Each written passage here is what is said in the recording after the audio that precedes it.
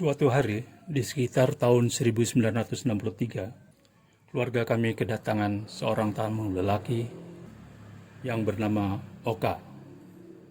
Kami memanggilnya dengan Om Oka. Ia berasal dari Bali dan merupakan salah satu dari dua kandidat kepala rumah tangga, menteri atau panglima Angkatan Udara atau Menpangau yang sekarang disebut Kepala Staf Angkatan Udara, Marskal Madya Omar Dhani. Kandidat lainnya adalah Soeharjo. Singkat cerita, Menpangau Omar Dhani akhirnya memilih Soeharjo sebagai kepala rumah tangganya.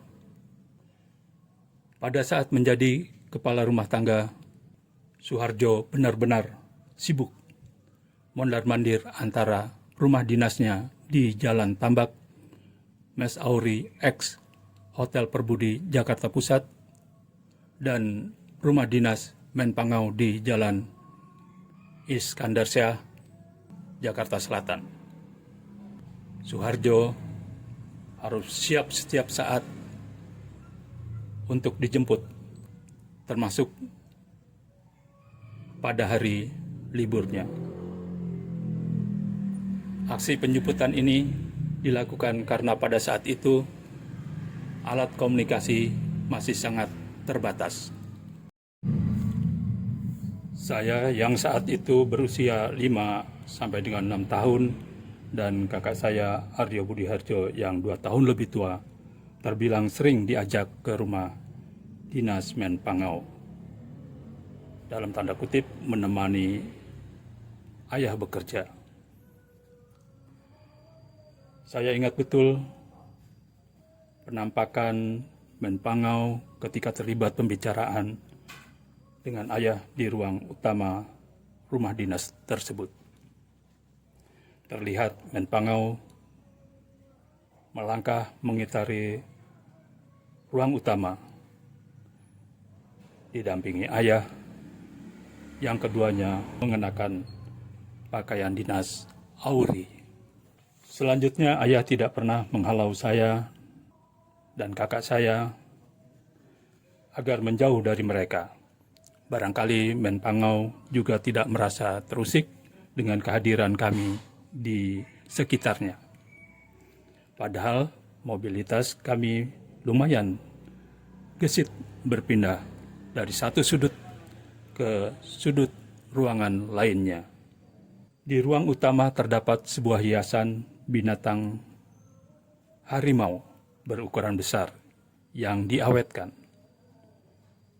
Kalau saya ke ruangan itu, saya tak pernah lupa untuk menghampiri hiasan itu dan mengusap-usap matanya yang tajam dan bulu-bulunya yang halus.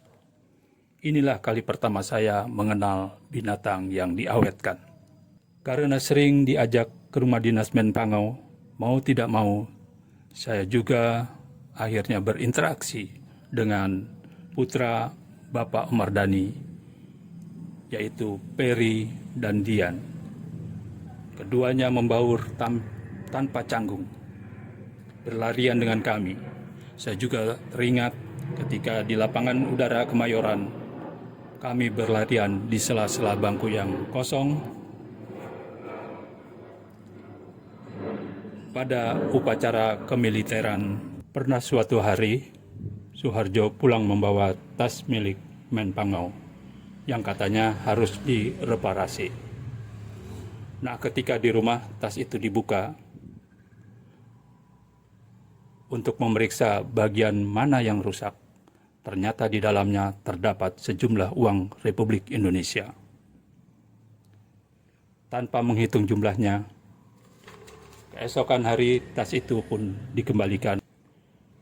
Menurut Soeharjo, barangkali Menpangau sedang menguji kejujuran. Soalnya setelah diperiksa tak ada bagian tas yang rusak. Ketika G30S PKI meletus, Soeharjo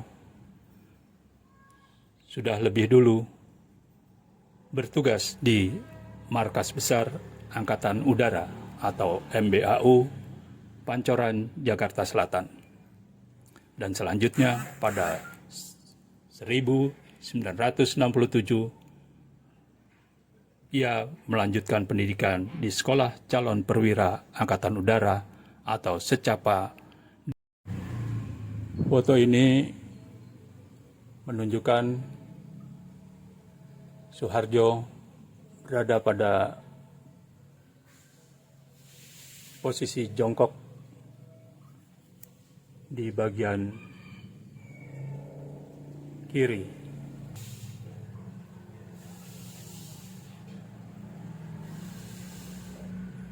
Foto ini diambil ketika Soeharjo mengikuti Secapa di Panasan Solo. Meski sudah tidak berdinas sebagai kepala rumah tangga Menpangau, tetapi pasca meletusnya G30S PKI 1965, di saat Radio Republik Indonesia atau RRI menyiarkan nama-nama orang yang terlibat dan akan diadili pada waktu itu, istri Soeharjo selalu saja merasa deg-degan waktu menyimaknya. Takut-takut kalau Soeharjo termasuk di dalamnya. Tahun 1968, Soeharjo wafat di Rumah Sakit Gatot Subroto, Jakarta. Meninggalkan 1 orang istri dan 5 orang anak. Dimakamkan di Taman Makam Militer Menteng Pulo, Jakarta. Sempat disemayamkan di rumah dinasnya di Mes Auri, Blok C nomor 150. Rumah dinas ini berukuran kurang lebih 40 meter persegi. Utusan dari keluarga Bapak Omar Dhani juga sempat melayat. Soeharjo sempat memiliki beberapa tanda jasa seperti dari Permesta, PRRI, GOM, dan beberapa lainnya. Banyak di antara tetangga Komplek Auri Jalan Tambak yang bilang bahwa kalau saja Soeharjo berlaku tidak jujur sedikit saja, maka kehidupan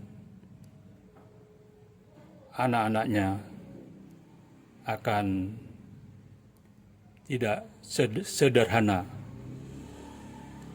secara ekonomi seketika ia ditinggalkan oleh Soeharjo. Demikian guys, kisah dari Kepala Rumah Tangga Menpangau. Terima kasih atas perhatiannya. Salam jejak lansia.